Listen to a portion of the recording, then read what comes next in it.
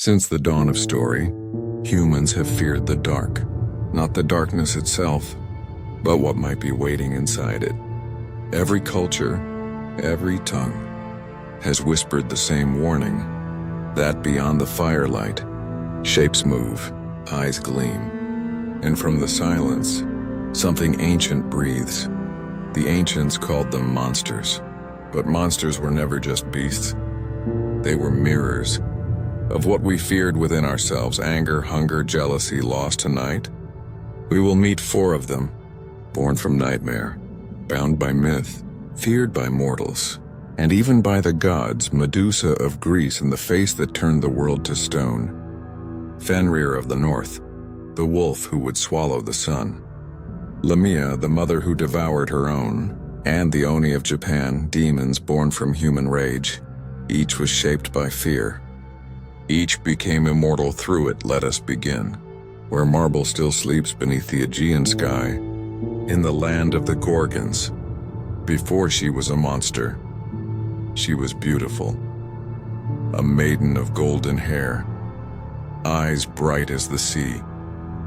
Medusa served the goddess Athena, keeper of wisdom, weaver of war, in the temple of the virgin goddess.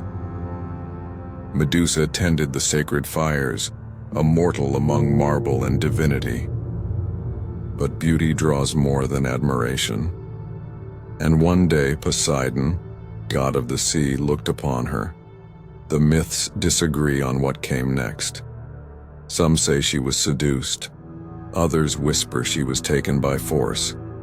Within Athena's temple, the goddess heard, and the goddess judged, but her anger did not fall on the sea lord. It fell upon the mortal girl. Athena's justice was transformation. Medusa's hair blackened, each strand hissing, twisting, becoming serpents. Her skin shimmered like scales. Her eyes burned with unbearable light. One glance, and stone replaced flesh. Life froze at her feet. From that moment, Medusa was driven into exile, to the ends of the known world. A creature feared by sailors and kings, yet alone in her cave. She was not mindless, she was grieving. A victim made into a warning. Years passed, and heroes came. None returned, until Perseus, the son of Zeus, armed with Athena's mirrored shield, Hermes' winged sandals, and a blade sharp enough to part fate itself, he entered her lair at dawn, the air heavy with the scent of stone and salt. Statues surrounded him, warriors caught mid-scream, animals frozen mid-stride. In the shadows, the serpents whispered. Medusa sensed him. Her voice, half hiss, half sorrow, echoed from every wall. "Why have you come, hero? Do the gods send you to kill what they created?" But Perseus did not answer. He could not look. Step by step, he advanced with his shield held high, watching her reflection instead of her face. When he struck, the world fell silent. Her blood spilled, and from it, 2 beings rose. Pegasus, the winged horse, and Chrysaor, the golden warrior. Life, born from death, beauty, born from horror. Perseus fled with her head in a sack of bronze, for even severed, her gaze could still petrify. He would later use it to turn his enemies to stone, and finally return it to Athena, who placed it upon her shield. A trophy of divine power. But listen closely, and you will hear another telling, that Medusa was never a monster at all, but the symbol of a woman wronged, punished for the crime of being seen in her reflection. The Greeks glimpsed their own cruelty, and perhaps that is why she endures. Because every age creates its own Medusa, someone to fear, someone to blame, someone whose power must be silenced, even now. Her image guards temples and homes, a mask of serpents meant to ward off evil. She who was cursed became a protector, and so, the monster's eyes still shine, not in hatred, but in warning. Far to the north, where the sun lingers low and the wind tastes of iron, the gods of Asgard once feared a prophecy. It spoke of the end, Ragnarok, a twilight that would drown even the heavens. And at the heart of that doom was a wolf. His name was Fenrir, born of the trickster god Loki and the giantess Angerboda. Fenrir was no ordinary beast. He was vast, fierce, a shadow with eyes like molten gold, even as a pup. His paws could crush stone. The gods watched him grow, and with each breath his hunger deepened. They raised him in Asgard, thinking to keep him close, to tame what they feared. Only Tyr, the brave god of war, had the courage to feed him. He saw not a monster, but a child of power and sorrow. Yet whispers spread. The seer spoke. Fenrir will one day break his chains and devour the sun. The gods decided he must be bound. They forged great chains of iron, called lading and dromi, and challenged Fenrir to test his strength.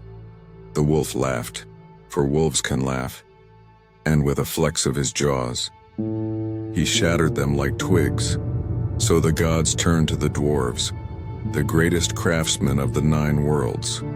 The dwarves spun a binding from impossible things, the sound of a cat's footstep, the beard of a woman, the roots of a mountain, the breath of a fish, the spittle of a bird. They called it Gleipnir, soft as silk, but stronger than destiny.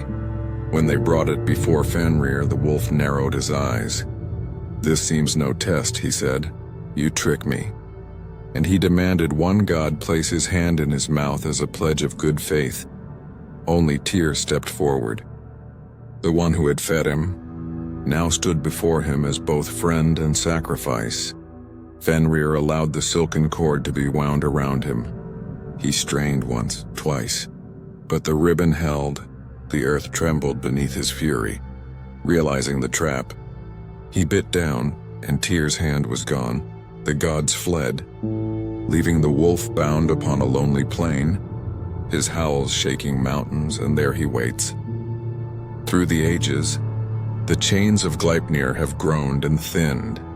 Each war, each lie, each betrayal more weakens them. For Fenrir is not just a creature. He is the hunger of the end, the force that comes when order rots and chaos rises.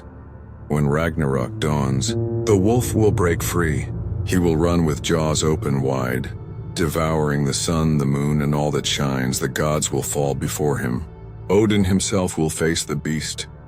And though he strikes bravely, Fenrir will swallow him whole. But from that ruin, a new light will rise. A world reborn, a sky washed clean even in destruction. Creation stirs. That is the lesson of the wolf, that endings are never final. That fear itself gives birth to renewal. In the end, Fenrir is not merely the devourer of worlds, but the necessary darkness before dawn. And so his story endures. A warning from the north etched in ice and prophecy. Even the gods cannot cage what must come to pass. In the sun-struck lands of ancient Greece, where marble cities shimmered beside the sea, they told a story not of gods, but of grief. Her name was Lamia, and before the curse, she was a queen. She ruled a small kingdom on the edge of the Libyan sands, a place where the wind carried whispers of the desert, and the gods still walked unseen among mortals. One day, Zeus himself looked upon her, and as with so many before her, his desire became her doom. They say he loved her for a time, and from their union children were born, children of beauty and light. But when Hera, queen of heaven, learned of it, her wrath was boundless. Hera's vengeance was never quick. It was art. She did not strike Zeus, for she could not. Instead, she struck the woman. The myths say Hera cursed Lamia, to know no peace. Her children, all of them, were taken from her. Some slain, others hidden by jealous gods. Lamia's heart shattered. She wandered the earth weeping, her cries echoing across the dunes. But grief left her open, and madness crept in. She tore at her own face, until her beauty was gone. Her eyes grew hollow, unable to close, condemned to see forever the faces of the children she lost. Then came the final cruelty. Hera whispered a hunger into her soul, a hunger that could never be sated. Lamia became the thing mothers feared in the night, a specter who stole sleeping children, feeding upon innocence to fill the void within. Her name became a warning. In the cradle songs of Greece they sang, "Sleep, my child, or Lamia will come." Yet behind every monster lies a wound. Some say Zeus, stricken by pity, granted her the power to remove her eyes, to rest from the torment of memory. Others tell that she could change her shape, slipping between the world of woman and serpent, wandering through shadow, forever searching for the children she would never find. In later centuries, her story twisted. Poets made her the symbol of forbidden desire, a woman both beautiful and deadly, whose kiss meant ruin. But if you listen beneath the fear, you can still hear the sorrow. Lamia's curse was not hunger, it was loss. She is every parent who buries a dream, every soul who cannot forget. When storms sweep across the desert, and the sand moves like restless water, they say her voice rides the wind, calling the names of her children one by one, and those who hear it feel a chill deeper than night. Because Lamia is not gone, she is grief, given shape. In the mountains of old Japan, where mists roll like spirits and temples cling to the cliffs, there are creatures that walk between nightmare and man. They are called Oni. To see one is to feel the weight of your sins. To hear one is to remember what you've done wrong.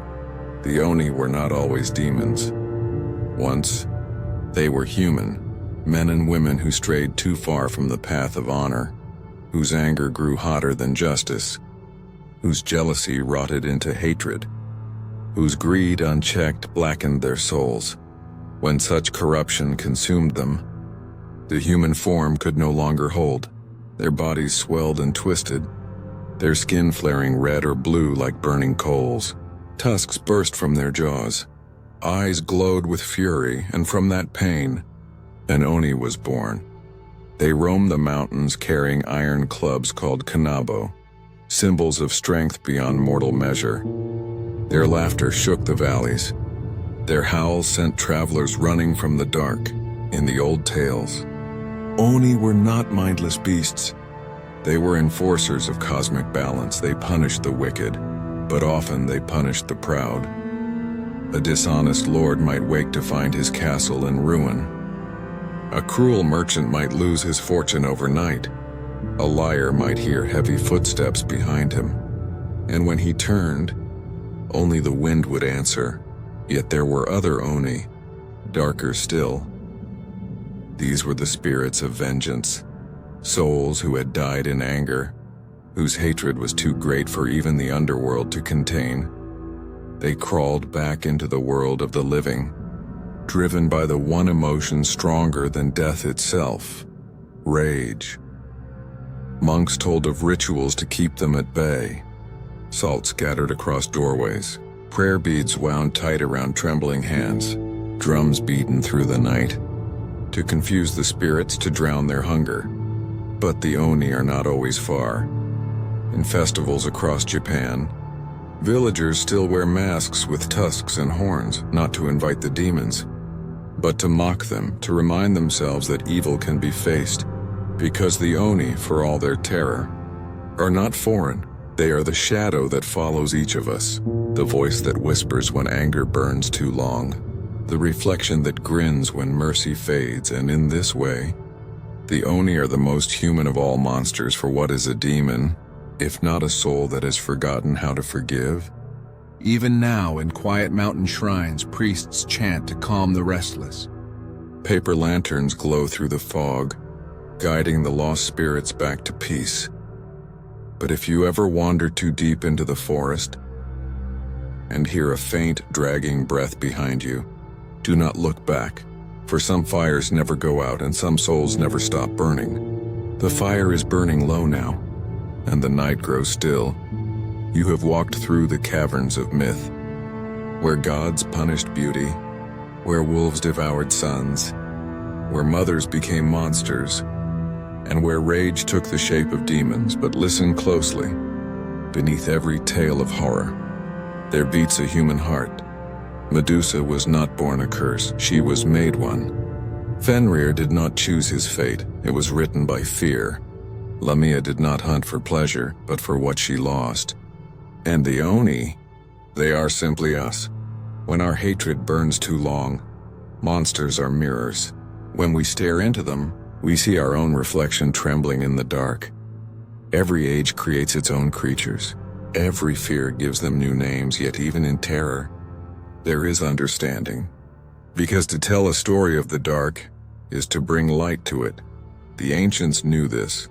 That is why they whispered of serpents, wolves, and demons around their fires, so that fear could be shared and not faced alone. So now, as the embers fade and the last echoes of these legends sink into silence, remember this: the monsters were never only theirs, they are ours.